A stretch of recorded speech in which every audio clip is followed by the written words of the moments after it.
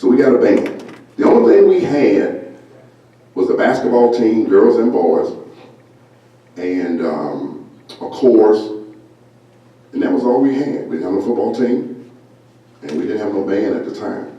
Now I'm gonna throw this in. This wasn't in my notes, but seeing Vicky and Daphne here, I want to throw this in because I don't know if they know this or not. But back in the day when I graduated from high school, the girls played 3-on-3. They played half-court basketball. There would be 3 girls from each team on each side of the court. 3 of them were guards and 3 of them were forwards. So if you were a guard, all you did was got the rebound, run to the line, and throw it over across the line, and give it to the forwards so the forwards could shoot.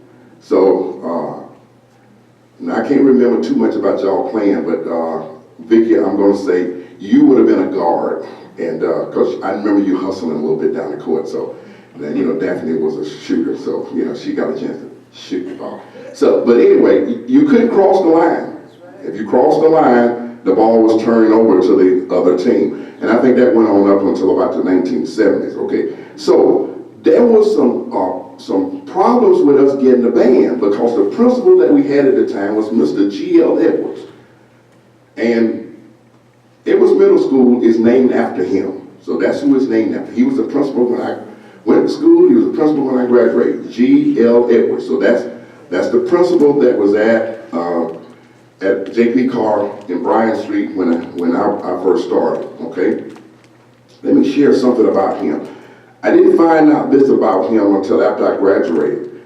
And I know this is being recorded. Here again, I'm gonna put it out there. But Mr. Edwards was an alcoholic, a functioning alcoholic, okay? And his predecessor, Mr. Tarver, was a radical person. And they pretty much, I guess, ran him out of town. So Mr. Edwards decided, I'm not gonna be radical because I wanna keep my job. And so he put up and tolerated with a lot of stuff. So when the parents wanted to do the band, he didn't want to do a band. He said, no, and they overrode it and said, we're going to have a band. So they brought in the first band director. His name was Mr. Johnson. I can't remember his first name. But he was an alcoholic. He didn't last but a few months. Then they brought in another guy by the name of Mr. Sanders. Mr. Sanders stayed a little bit longer, and I had a cousin at the time. His name was William Anthony Mitchell. We call him Tony. Tony's dad died when he was a younger kid, and I believe that if it had not been for this band, Tony would have never graduated from high school. The day that Mr. Sanders had our first band practice, Tony came with one of his other classmates to band practice. Didn't have no instrument, but he came to band practice. So Mr. Sanders felt like, I need to use this boy somehow. So he said, Mitchell, go in the back room and get the bass drum. So Mitchell, which was Tony, went in the back room, got the bass drum, brought it back out, and he became the bass drum player. And Tony did that all the way up till he graduated from high school in 1967. Now Tony was also had another gift that his parents and his sisters, or sister that's still living today, would not be proud of. But Tony had some sticky fingers. One April, I don't remember exactly which year it was, we were going to Fort Valley, Georgia, and at that time, all of the black bands all over the state of Georgia met in Fort Valley in April. And they had a big parade, and then they would break you up by school sizes, and you would do a band judging, you were in a band judging concert, a concert band. Well, we were getting ready to go to Fort Valley this particular year, and some reason or another, the older kids in the band decided that the drums didn't look well enough to go. So they decided we need to paint the drums. So you know where, what is it, Tattersall is, you know, right across from the sandwich factory. That used to be Coward Hardware Store, okay, in Old Town Conyers. And so we went over there and bought some paint. to paint the drums. We were going to paint them blue and gold because that was the color of our uniforms. So we got back to the school, and somebody said, "Dog, we forgot to get some brushes." And so they said, "Well, what are we going to do? We didn't have no money."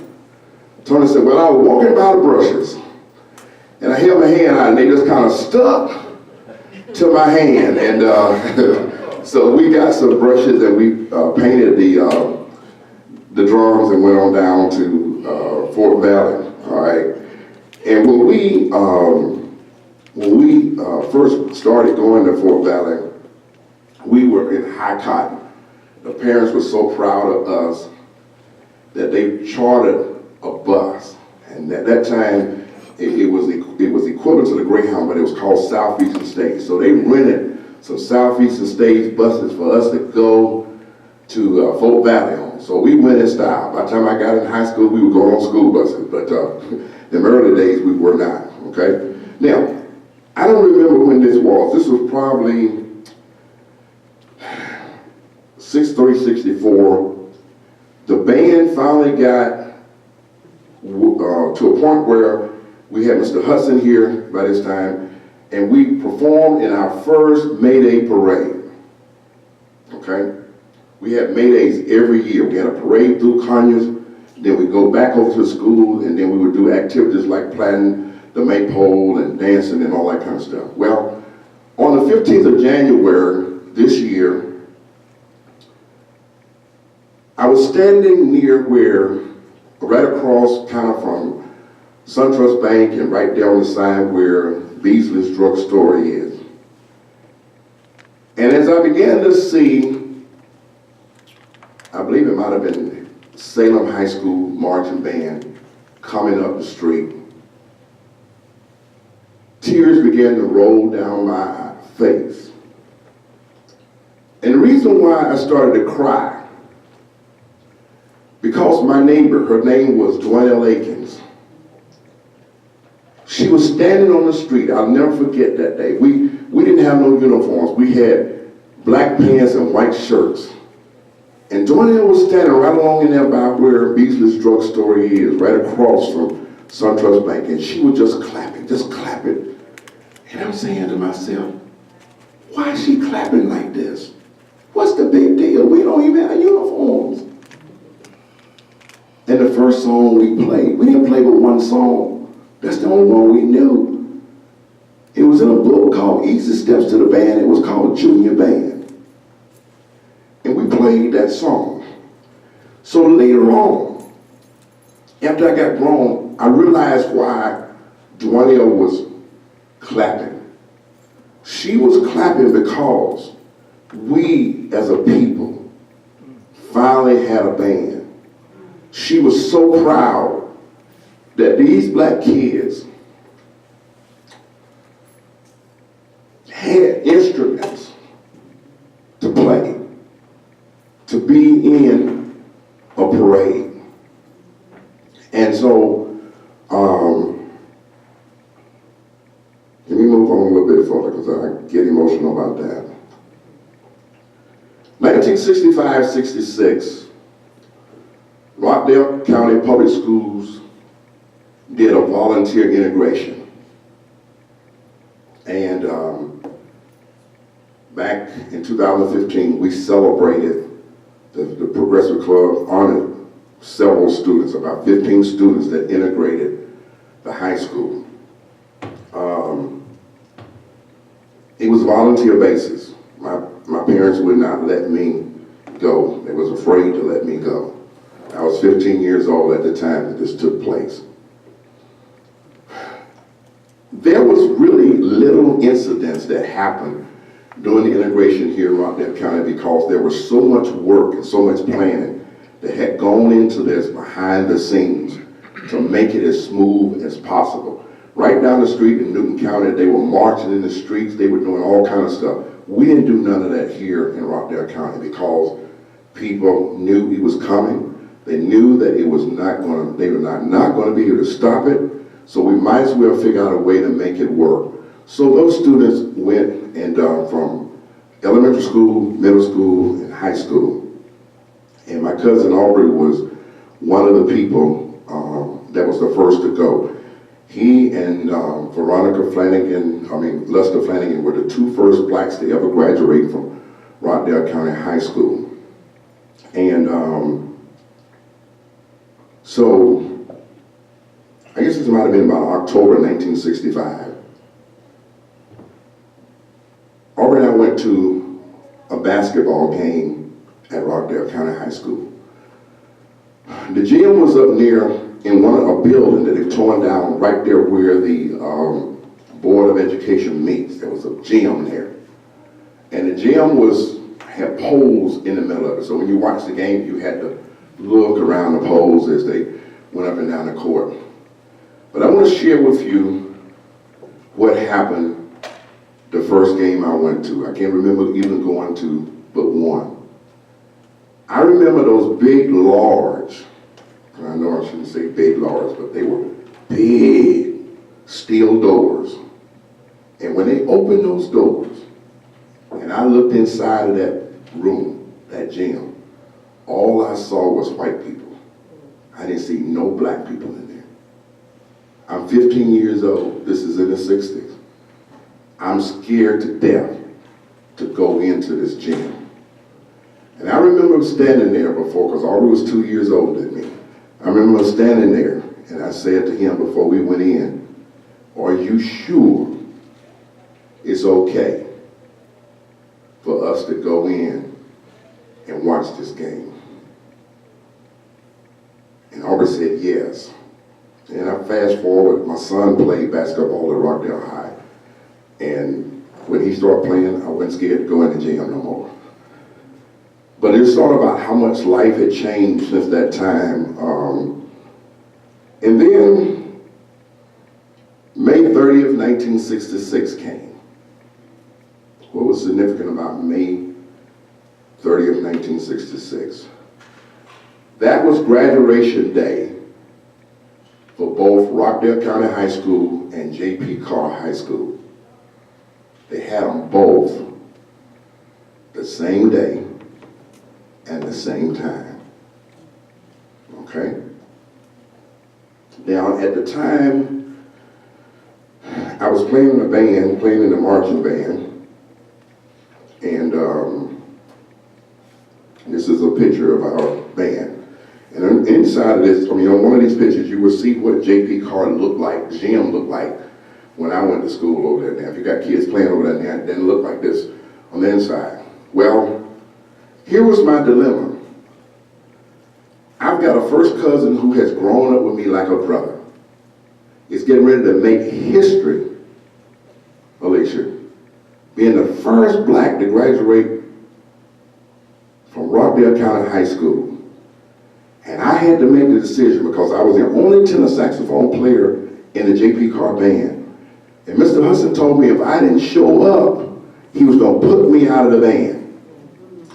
So all of my life, my parents had always made all my decisions. They never let me do what I wanted to do or never asked me what I wanted to do. Here I am, 15 years old, and I've got to make a decision between going to watch my cousin make history or go play tenor saxophone at J.P. Carr graduation. So I go to my parents.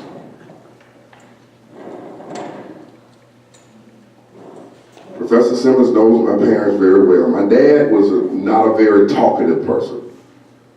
He only talked when he really had something to say. He was a very quiet man.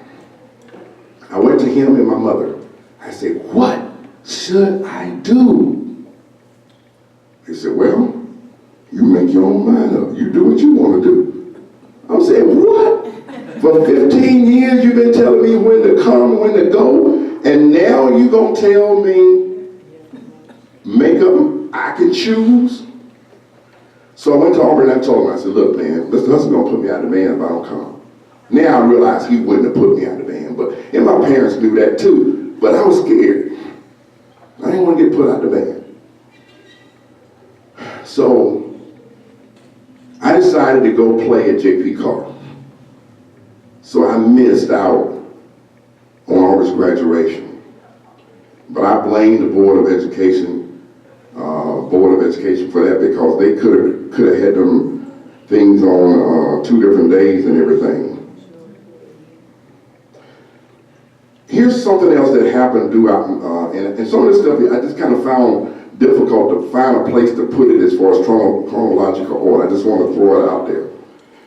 This is one of the things that the school system did. I remember sometime in September, they would close the school for a half a day to let all the students go to the fair. Okay? I think the white kids went on Thursday, we went on Friday. They would take the buses, school buses, county paid school buses, haul us to the fair. All right? So in order to get ready for the fair, most of our parents didn't have a whole lot of money. We would go pick cotton. My uncle was a sharecropper down on Old Salem. You know where the fire station is down there. He had a house right across from there. So I used to pick cotton on his farm. So Aldren and I thought we would come up with a way to make some money. And back at that time, they weighed the cotton. It was somewhat like $3 a hundred. So for every 100 pounds you picked, you got $3. So what you would do, you had a spread at the end of the row someplace, and you would take this little bag that had cotton in it, and you would take, everybody had their own spread, and we would dump our cotton on that big spread, and then they would weigh it at the end of the day and determine how much money. They would give you a ticket, and then you would cash it in, and that's how much money you got. Well, Aldren and I thought we were going to be very creative. We put rocks in the spread, so when they weighed it, it was going to weigh a lot. And my cousin who was weighing, he said, "Nah, I don't believe y'all picked that much cotton." So he started filling the cotton, and he found that that it had rocks in it. Now today, I know another way to get the same result, and they wouldn't have been able to find it. If I would have had the knowledge I got now, I would have sprayed the cotton with water, and it would have weighed a whole lot more, and I would have got more money, but I didn't know that at the time. So they did that. Now, the first fairground that we had in Rockdale County, if you know where Macedonia Baptist Church is, that section, that building area over across the street from Macedonia, that's where the fair was. And then if you came off of Main Street from that way and turned on Barton Street, there's a field. Right now they got classroom trailers sitting on it. That was the football field. That was Rockdale County High School football field. And that's where they played football, and that's where the fair would be, right there in that spot, before it moved to Legion Field. Now we'll talk about the old theater that was in Conyers. The first theater that I remember is right across from the courthouse. Now it's a rock building. And the front of it was where the white people went in, and then on the side of it was where the black folk went in, okay? Now, the black people had to sit in the balcony, and the white people sat down on the floor, okay? Now, one of the things I just found out after I was an adult, because I didn't realize this was going on, I knew that the black kids were getting cups with Coca-Cola in them, and they would from time to time pour the Cokes down on the kids that were sitting down on the floor. Okay. Now, Dwight, I later discovered that it was not always Coke that was in those cups. Okay, so I'm not going to, y'all let your own imagination go wild with you as to what was in those cups. Okay, and let me just put a plug in right there, because I never understood this after I got to be an adult. Why was it so difficult for us to be integrated for black and white kids to go to school together, and they would let black women take care of their children and cook their foods? Now, you're talking about somebody can get to you, they can do it with your food. And that's what they did. I won't call no names, but there were ladies who worked in these people's houses, and when they made them mad, they put stuff in their food. That tea that they were drinking didn't just have lemons in it. Those pies that they ate didn't just have chocolate in them. Y'all use your imagination there. But that's what they did, and they went through all of that. Now, I want to shift a little bit to this. And I'm going back in years. Like I said, I just had these thoughts and I thought I wanted to get them out.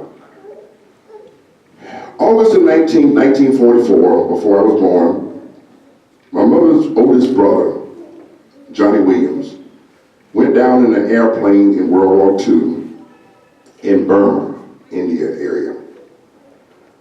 About a year later, 1945, they declared him as legally dead. But here's what my grandmother would do, because my grandmother never believed that he was really dead. She never accepted the fact that he was dead. So every once in a while, what Mama would do, she would take his clothes out of his drawer. She would wash them, hang them up on the line, let them dry, and she would put them back in his drawer. And she would do that over and over again.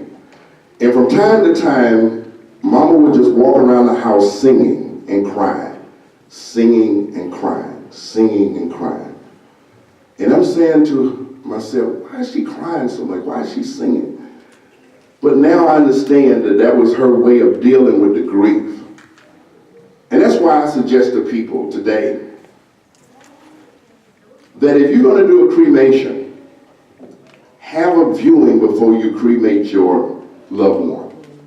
And the reason why I suggest that is because you won't get closure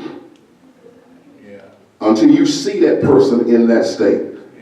And because my grandmother never saw my uncle in a casket, she never gave up on him. She died November 27, 1976. And she still believed that Uncle Johnny was coming home.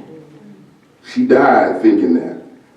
April 2012, I was contacted by the Army, and they told me that they were going to try to recover his remains from Burma and send him back to Conyers, and we were going to have a full military funeral and all that. So I've been on this roller coaster now for about 6 years, waiting on them to send his body back, whatever's left of it.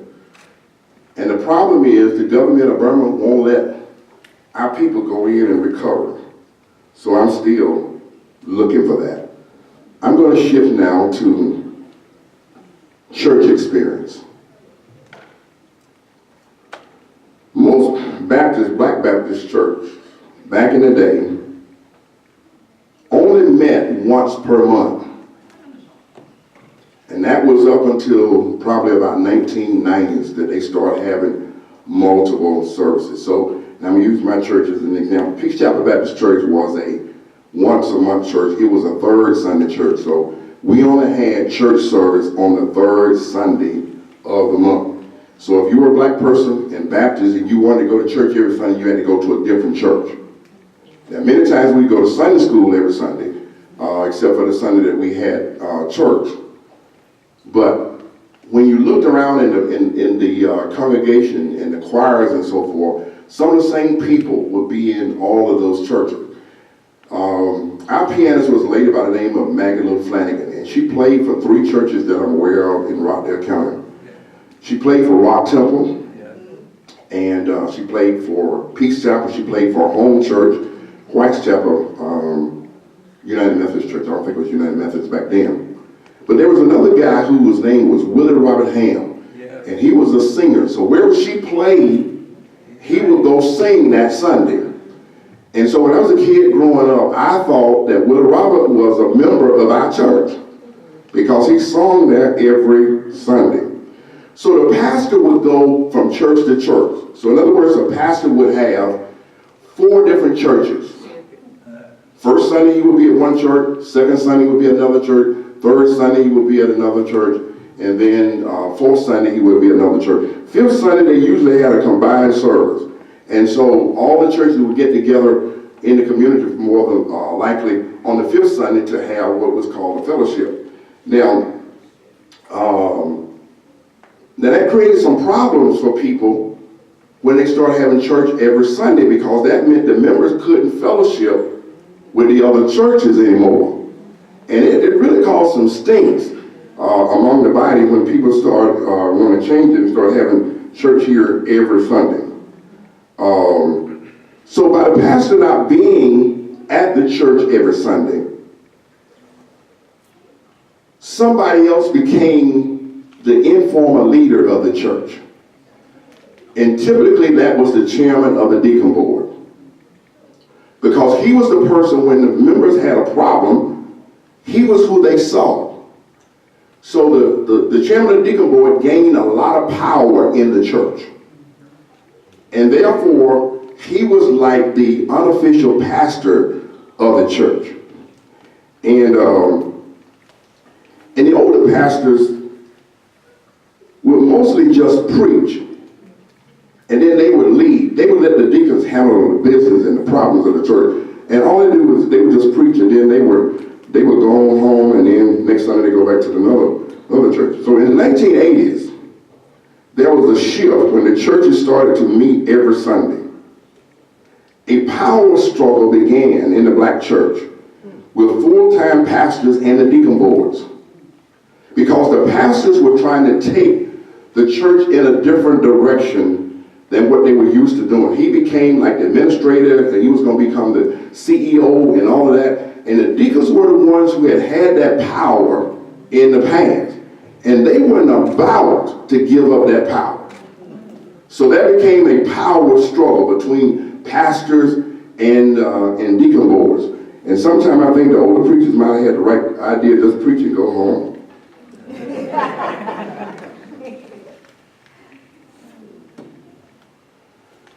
What the full-time pastors wanted, the deacons didn't want. And one of the things they would always remind you of this, the deacons would always remind any pastor where they call pastors, and I'm going to get a little bit more into that in a minute. They would tell you real quickly, we voted you in, and we'll vote you out. And see, that was the difference in the Baptist church. Now, the Methodist church, the bishop would send the pastors to it. Now, let me just put a pin in that for a moment, because I see some Rock Temple people here, and I got to tell this too. At one time in Rock Temple, there was a lady in the church named Miss Laura Adams. Miss Laura was married to the bishop, son-in-law was the bishop of this area. So if he sent a pastor to Rock Temple and Miss Laura didn't like him, she would get on the phone and call Bishop Wilkes, I think his name was, and say, and say, you gotta go, he gotta go.